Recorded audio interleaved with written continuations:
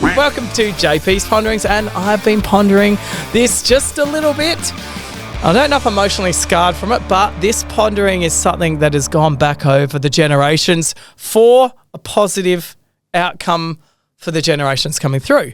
And that is, I'm not going to say this, work-life balance. Everyone talks about that because in the end, it's just life. And I go back and look at, for instance, my old man. Now, there's 168 hours in a week, and he would be one of those guys that was probably working 100 hours. He'd even have his team working that, and it was totally expected that that's what you would do. In fact, it wasn't just him doing that. It was a lot of people sitting in there doing 80-hour weeks, 100-hour weeks, and you could probably say, oh, I bet you they didn't have a life. They didn't. And I bet you it cost them a marriage. It probably did. But when I look at it now, I go back and I think, okay, we look at our management team. They're not allowed to work over a certain amount of hours, 40 hours, I think 42 or something like that. That's what it's pretty much capped at, and you have to walk out the door. Even back when I was store managing, and oh my God, I'm sounding old now, and when I was a store manager. Now, those sort of statements were something when my old man said, I was like, ugh, Dad, but it's me now, so I can say that as well. But, you know, I was doing the 60-hour weeks, and then I was doing night shifts to earn extra cash, and because that's what I wanted to do. And now I look at it now, and things have been really tapered back, because how do you build the team morale in a supermarket, for instance, when you're not sitting around having pizzas and maybe having a beer or two? Not that you're allowed to do that anymore. That was in the days where cameras weren't around. I feel sorry for the kids of today, but building that camaraderie is a lot harder in this day and age than it used to be, because you were there so much. You were eating pizza, getting KFC, and people were using that sort of spot to come around like a campfire and hear what's going about. This day and age, that is not happening anymore. And when you look at that, how much you can pick up, like if I could pick up 30 hours in my week, that I could reinvest that back into myself or into my family. Is that a good thing? Absolutely, it's a good thing, because I really want to go down the rabbit hole and find what fucking idiot thought it was a great idea to spend 70 hours a week in an office. Like, this person must have rocks in their heads. I mean, we've gone from bloody collecting our own food as cave people to bloody sitting in an office for 60 to 70 hours a week thinking that was a good idea. I look back at that and think that's a shit idea. And do I think it's great that people are spending more time with their families, more time on their side hustles? Absolutely, I do. And we have come a very long way in a very short amount of time. Now, you might have heard about that thing called COVID, whenever that was. It was a while ago, but, you know, them working from home. Now, what a fucking stupid idea working from home is. Please. I can't have a cashier working from home. Well, not yet. I can't, unless I whack a store in the metaverse and then they can sit and work at home. But seriously, I think if you've got a young family working from home, you might as well shoot me now, because you can't escape to go to that place that some people call work. And if I'm going to use any corny lines that my dad has given me, is, oh, if you love what you do, you'll never work a day in your life. And no shit, that's exactly how my dad feels. And it's not only him that thinks that. And soon as you get your mind into that mindset of, oh, I actually really enjoy what I'm doing here, I'm adding value to this business, I can see that this business is doing the right thing. That, to me, is a sign of being successful. Am I an office person that could be in an office 24 hours a day? Absolutely not. I need to be out and about. I need to be communicating with people, like real people. You know, people on the shop floor, people that are in the offices, people that are in the supermarkets, the warehouses.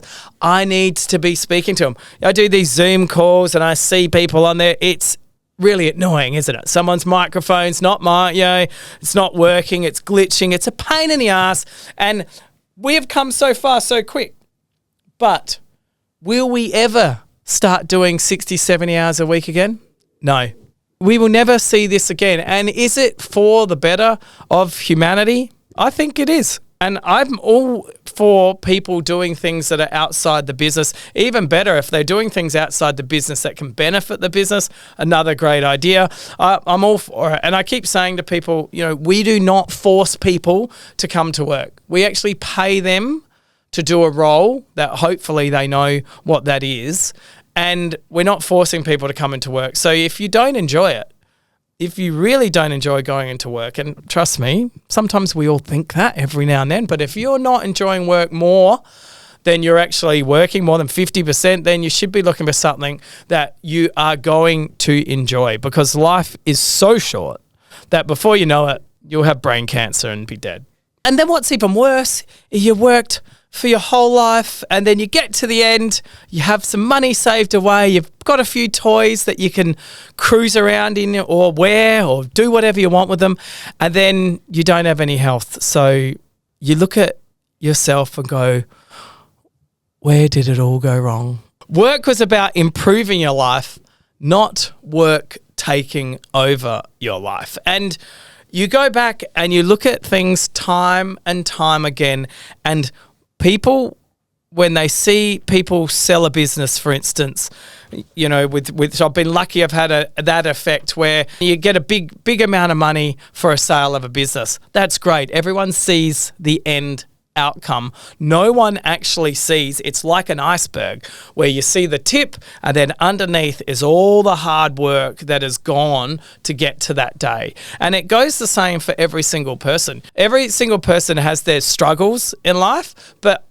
everyone, I believe, has those things in their life that makes them feel good about what they are actually doing and makes them feel good about whether they're working for someone or whether they're working for themselves. And if you don't, you really need to have a look about how you can find the things that actually switch you on to be in a state of mind that is your flow. I call it the flow, where you got to find those things, whether they work or not. That's irrelevant of if you obviously want to make money, it makes a difference. But you need to find those things that give you that release of dopamine. Now, one of the things for me that does this is running.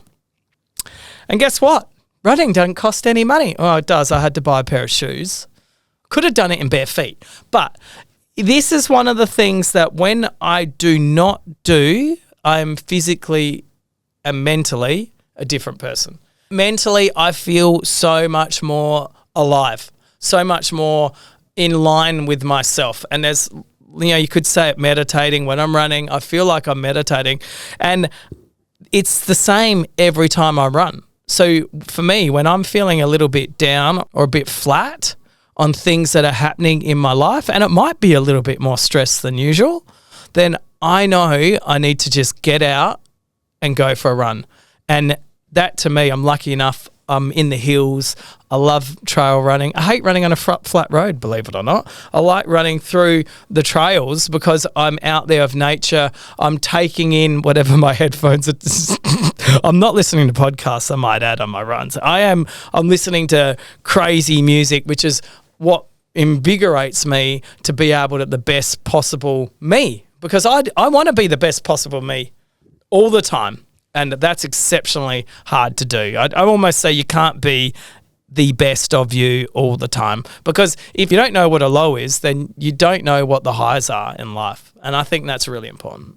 As a society, we are pushing through having this work-life balance, which I just say it's just work. I mean, I know for me that work never goes away. So whether I'm answering an email today or in 5 months' time or 2 weeks' time or 1 day's time, the emails are still going to be there.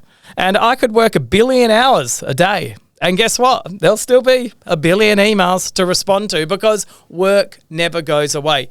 As a director of Drake's, okay, I understand this. I'm in a bit of a different situation. Is Drake's the only thing I focus on? No, absolutely it's not. I have multiple other things that keep my mind active and in each one of those businesses, I feel I'm providing something to them. And if I'm not, well, then I'm the wrong person for the job. I think it's all about making sure that you are providing something for the better of, if you're working for someone, for the better of that business, because that's what it is. If you're working for yourself, you need to be making sure that you are providing content, or you're providing things that are making you feel good about what you're doing, because this is what makes you happy. Because in the end, the number one thing and the only thing that you can control is how you feel about things, how you react to things. And generally, you're the only person that can make you happy.